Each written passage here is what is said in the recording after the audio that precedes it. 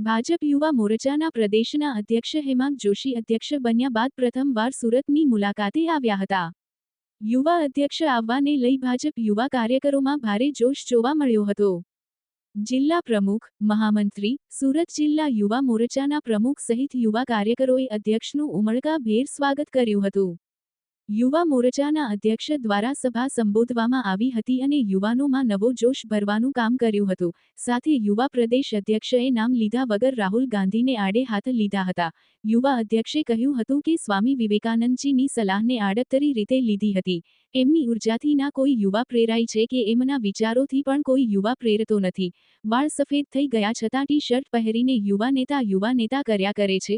કોંગ્રેસના યુવાઓ અને સાંસદ પણ ટેન્શનમાં રહે છે કે યુવા નેતાએ છે કે આપણે।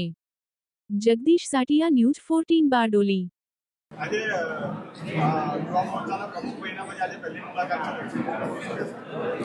ભારતીય જનતા યુવા મોરચા અને એના સંગઠનાત્મક પ્રવાસ અંતર્ગત દક્ષિણ ગુજરાતના પ્રવાસ માટે આજે સુરત જિલ્લા ભારતીય જનતા પાર્ટીના તમામ યુવાઓ સાથે સંવાદ કરવાનો મોકો મળ્યો છે।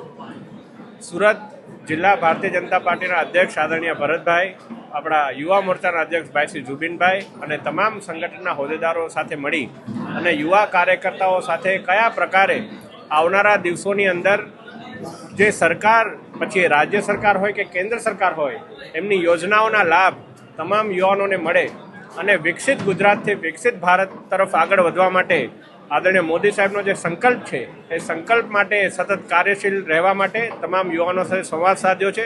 અને સૌએ જે પ્રકારે મને આવકાર આપ્યો છે ને જે પ્રેમ આપ્યો છે એ બદલ હું સુરત જિલ્લા ભારતીય જનતા પાર્ટી પરિવારનો ખૂબ ખૂબ આભાર માનું છું।